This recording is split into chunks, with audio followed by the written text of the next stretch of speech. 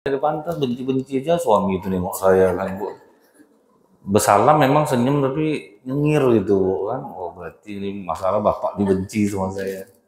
Tapi saya enggak pula mau klarifikasi, itu malulah istrinya nanti kan Bu. Kalau misal ditanya iya sama Ustadz, ya ada lah. Cuma ada kita bilang ya Bu ya. Tapi kalau dibilangnya sampai sore saat itu baru jujur saya jawab Bu ya. Dia selagi masih bisa dilindungi itu dilindungi ya Bu ya. Kadang macam mana lah. Kesalahan tuh kita yang buat, kita timpakan kepada orang lain. Biaya hidupnya kan murah Bu, gaya hidup mahal. Nah ibu ini ingin juga dia bergaya, sepeleter terpampang pula di Shopee itu Bu kan. Dengan limit, mantap pula limitnya Bu. Ibu buka kan, kata kunci tas branded original. Keluar semuanya. Coach. Apalagi Bu, LV, Cartier, Gucci. Itu yang pas nih sepeleter harga pakai ini dulu, ambil yang 1 tahun. Sudah tuh kepayahan lah hidup ibu nih Bu. Sholat dia berdoa di Allah, ya Allah, mengapa kau berikan hamba cobaan seberat? Udah dia yang buat kelakuan Bu, Allah lah disalahkan ya. Kan banyak yang seperti ini Bu, digadainya SK-nya tuh habis, tinggal 500.000 gaji per bulan lagi berkelahi lah sama suami, bersiri-irian. Kalau suami istri kerja kan itu Bu, suka bersiri-irian masalah duit. Aku udah bayar ini, mama belum lagi ini, itulah jadinya Bu. Tanggunglah sendiri derita tuh, ngambil-ngambil itu. Nah sering orang seperti itu Bu, akhirnya Allah yang dia salahkan atas kelakuan yang dia buat. Padahal Allah sama sekali tidak terlibat dalam masalah itu, dia yang ingin bergaya-gaya gitu kan, gaji 5 juta bang, ambillah mobil, mau pulang lebaran, rental udah mahal, ambillah mobil, angsuran 4,6 tinggal 400 lagi Bu.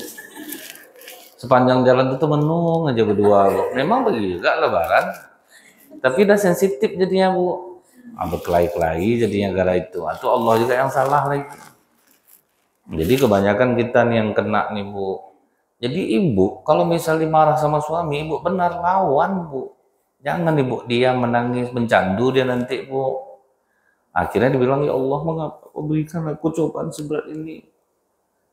Ibu ingat enggak waktu Ummul Mukminin Aisyah, apa kata Rasulullah Bu?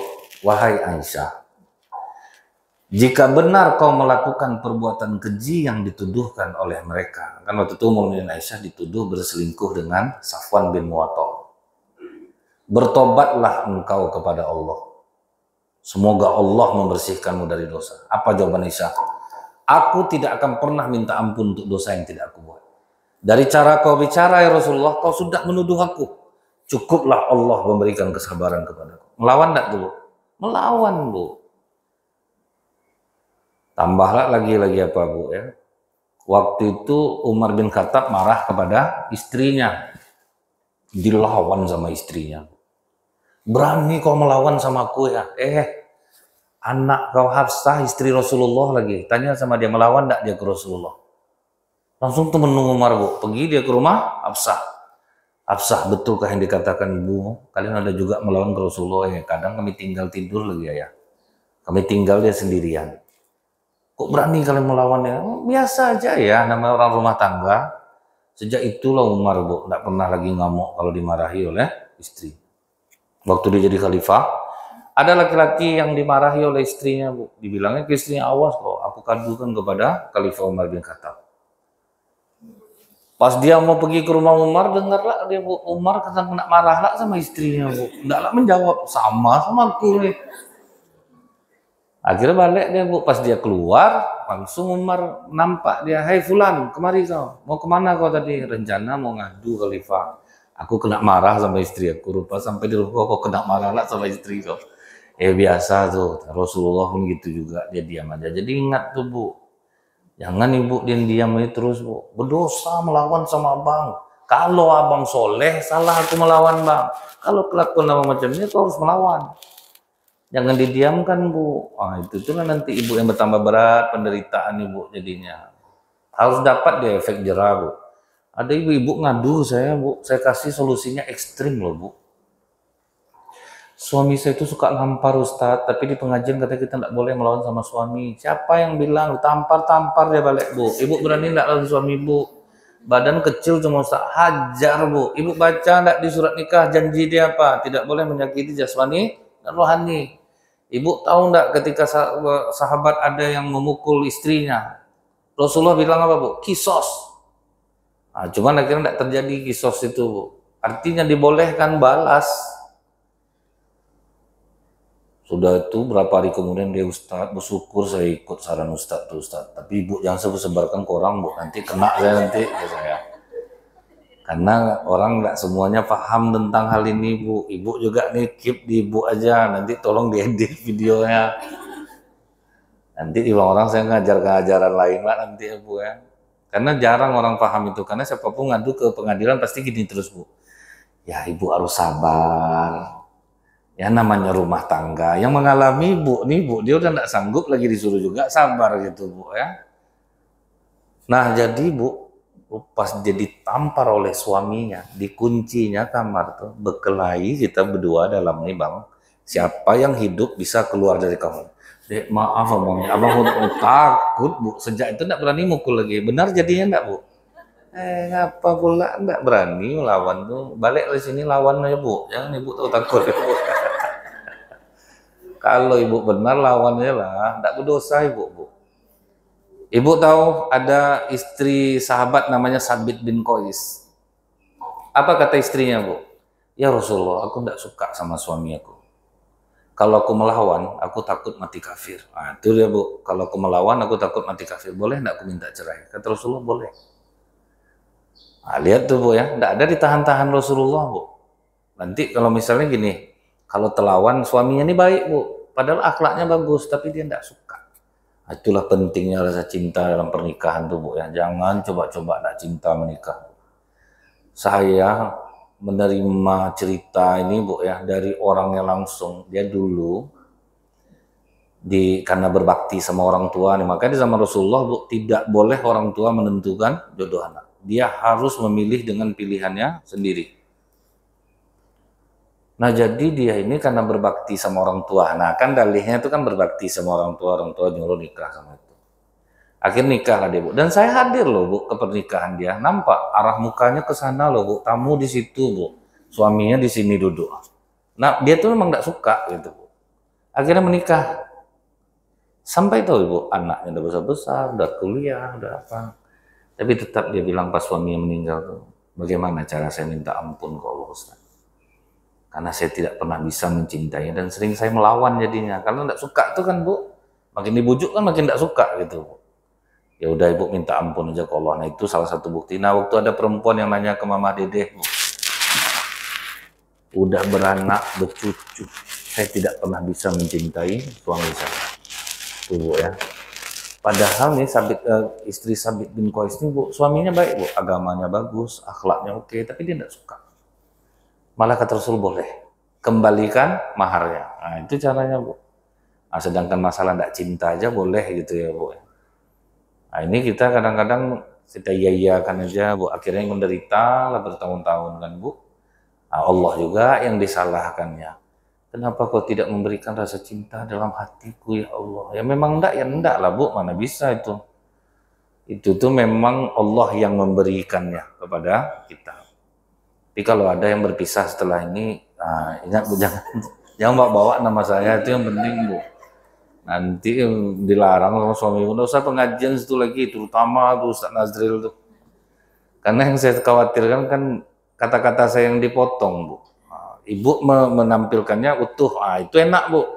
Ibu tampilkan utuh video ini, kalau ada yang motong, aslinya ada gitu kan. Maksud saya itu kemana tuh jadinya tahu jadinya.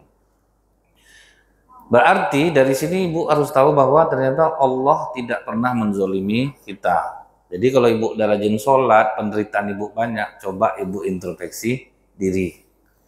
Mana tahu ada yang salah di sikap, di tingkah laku kita, itu yang memberatkan rezeki kita. Atau suami Ibu, dia mungkin kurang bagus akhlaknya di tempat kerjanya.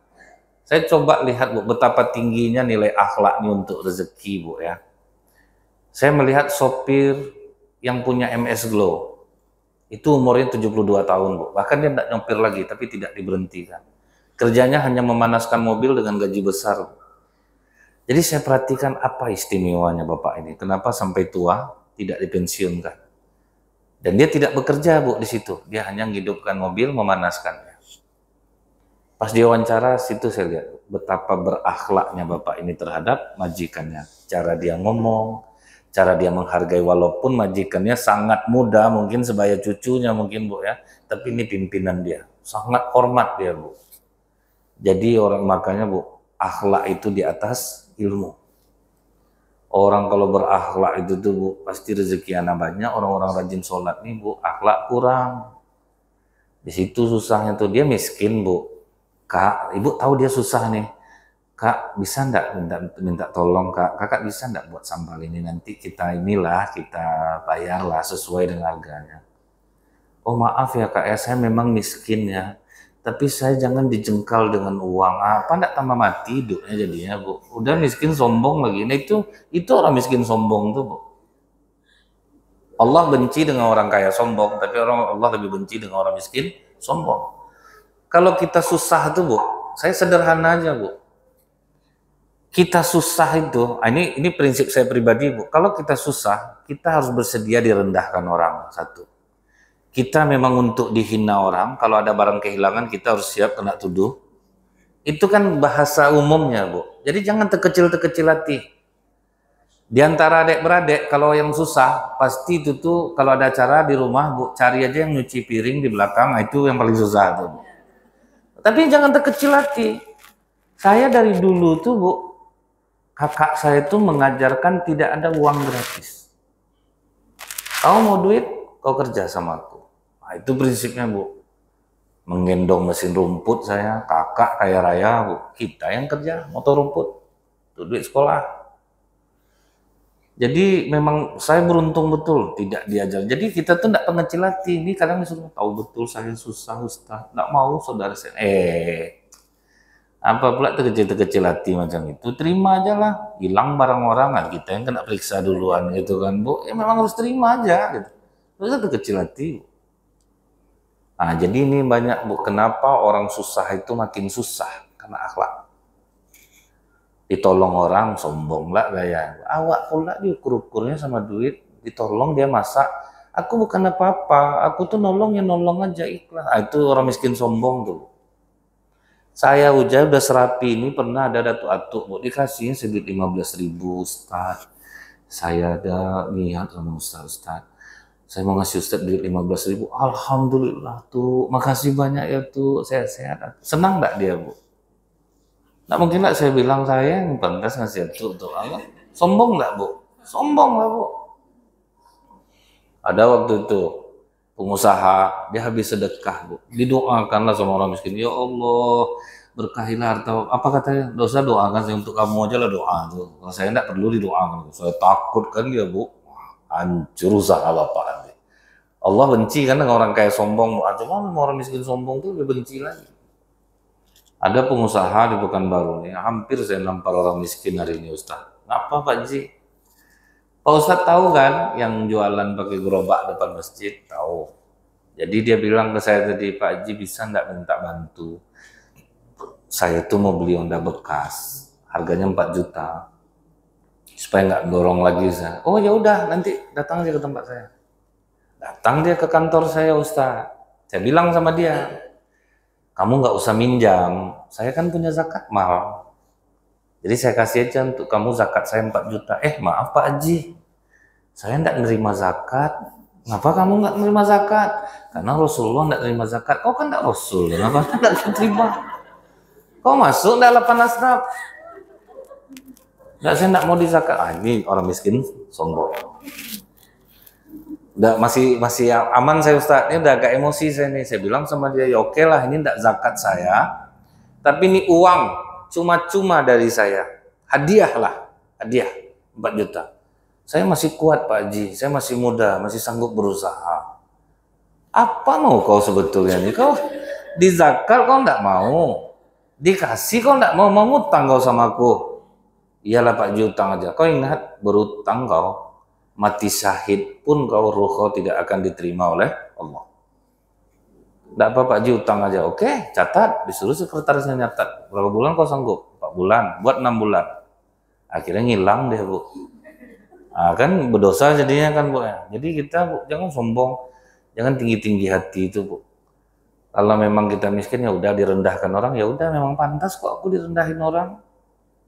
Misalnya gitu Bu ya, orang memaki-maki saya. Terus saya bilang, ada orang ngadu, Ustadz dia bilang gini Ustadz, keburukan yang dia tahu itu sedikit, dia baru tahu buruk saya.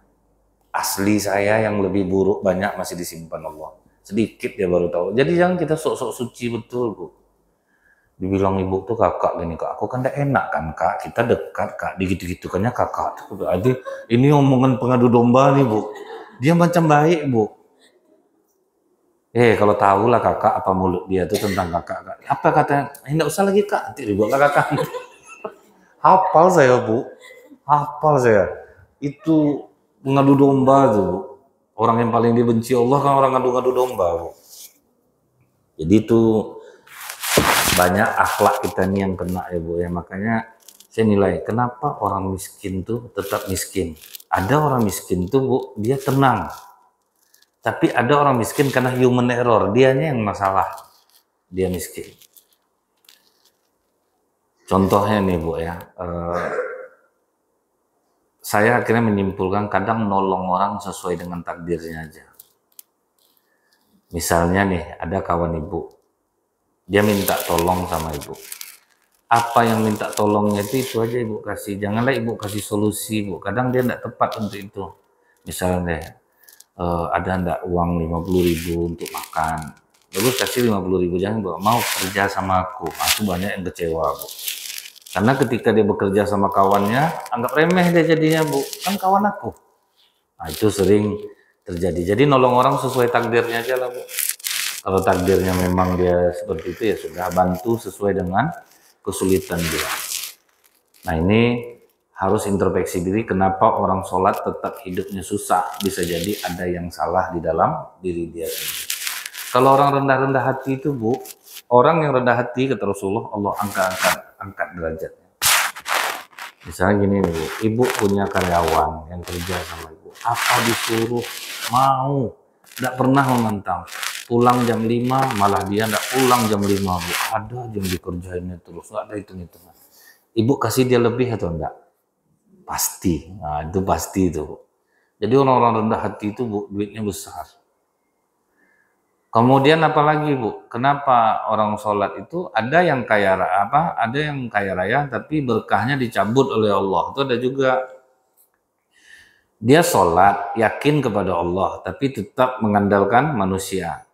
Misalnya ada ibu-ibu yang ngadu ke saya, suami saya bisa duduk di jabatan tuh Ustaz tapi bayar 200 juta. Maka ada yang seperti itu Bu. Saya bilang tingkatkan aja kemampuan suami Ibu tuh Bu. Kalau dia sudah ahli, dia tidak akan butuh uang untuk membayar jabatan itu. Karena kalau kita ahli Bu, kita diminta orang. Kita tidak perlu membayar. Saya ada kenal beberapa pejabat di Pekanbaru ini, mereka ahli. Mereka diminta, bahkan dari luar didatangkan gitu Bu ya, tanpa membayar uang. Nah orang banyak, dia tidak mampu, keahliannya tidak ada, dia ingin duduk juga di situ, akhirnya harus membayar. Saya bilang jangan dipaksa rezeki Allah ini Bu. Karena berkah itu yang lebih penting daripada seperti ini. Oh enggak bisa gitu Ustaz. Udah zamannya pula, kok enggak mentok nanti karena suami saya. Ya udah silahkan bayar. Dalam 1 tahun perkembangan hidup duniawinya tinggi. Dia haji nih Bu. Sholat rajin, umroh rajin. Nah cuman itulah memilih jalan yang salah. Rezeki ini kan tidak akan tertukar Bu. Kenapa Allah tahan rezeki kita? Karena itulah yang terbaik saat ini gitu. Akhirnya apa? Menangislah ibu. Apa yang ibu tangiskan lagi? Semenjak dia menjabat nih Ustaz, dalam 10 hari itu 3 hari cuma di rumah Ustaz. Sibuk betul dia Ustaz. Sudah tuh suami saya ini padahal ASN, tapi sering Kapolres nelpon dia Ustaz. Kalau udah Kapolres nelpon Ustaz, bisik-bisik dia Ustaz. Ya, saya takut aja suami saya ada masalah. Jadi pas suami saya mandi, nelpon Kapolres nih Ustaz, saya angkat cewek rupanya Ustaz. Ditukar suami itu nama cewek itu Kapolres Bu. Sakit hati saya Ustadz, saya ambil HP saya rendam dalam gelas kopi. Pas dia keluar, mana apa ya bang, sedang minum kopi sama Kapolres. Sejak itu ribut ya kan ya. Apa gunakan bu? Awak rajin sholat. Ibu tahu enggak? Ibu berdoa minta rezeki ke Allah. Tidak ada doa yang tidak dikabulkan oleh Allah. Cuman pada saat ini mungkin menurut Allah itu tidak bagus untuk ibu. Makanya tidak dikasih sekarang bu. Rupanya dia anak ibu nanti. Karena doa tidak ada yang tidak dikabulkan oleh Allah bu. Kalau sekarang ibu kaya takut nanti tidak siap. Atau ibu siap suami belum siap kaya. Laki-laki ini ujiannya bu. Kalau dia ada berduit bu. Dia tuh hidup kartunya bu. Dia tuh gampanglah terlena. Sementara yang hanya sanggup bertahan dari awal ya istri. Nah kan gitu bu ya. Kadang itu dia bu. Dia udah berhasil, tahu-tahu orang yang terima barang jadi aja lagi kan bu. Itu yang sering dan laki-laki terpesona karena itu. Jadi belum siap, makanya belum dikasih sekarang.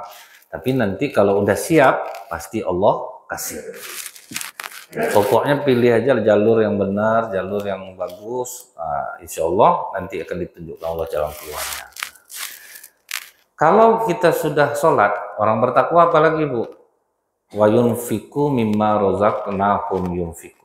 Dia suka bersedekah. Ini ciri orang bertakwa dari awal tadi bu ya, tidak ragu dengan Al-Quran, beriman dengan yang gaib, kemudian dia melaksanakan sholat, kemudian berikutnya menginfakkan sebagian hartanya. Ini mungkin sering ibu dengar bu. Kata Rasulullah apa bu? Pancing rezekimu dengan sedekah. Berarti sedekah ini untuk memancing rezeki. Ibu mau minta kepada Allah atau tidak, pasti dikasih oleh Allah. Karena itu memang janji Allah bu. Manja abil hasanati falahu asru amsalihah. Satu kebaikan yang kita buat 10 kali lipat diganti Allah. Kita ambil contoh nih bu. 10 di antara sahabat Rasulullah yang masuk surga itu rata-rata miliarder bu. Kaya semuanya. Abdurrahman bin Auf, Utsman bin Affan, Tolha, Utsman, Umar, Ali, itu mereka tuh miliarder bu. Apa sebabnya? Mereka itu sedekahnya memang di atas rata-rata. Ibu tahu kan bagaimana cara sahabat bersedekah? Contoh nih bu. Rasulullah waktu perang Tabuk, Umar mengatakan kepada dirinya sendiri, aku harus mengalahkan sedekah Abu Bakar Siddiq.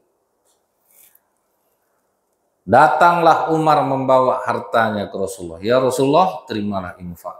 Karena banyak ditanya oleh Rasulullah, sebanyak ini kau berinfak Umar, berapa yang kau tinggalkan di rumah? Kata Umar, sebanyak yang aku sedekahkan. Berarti berapa sedekah Umar bu? 50%.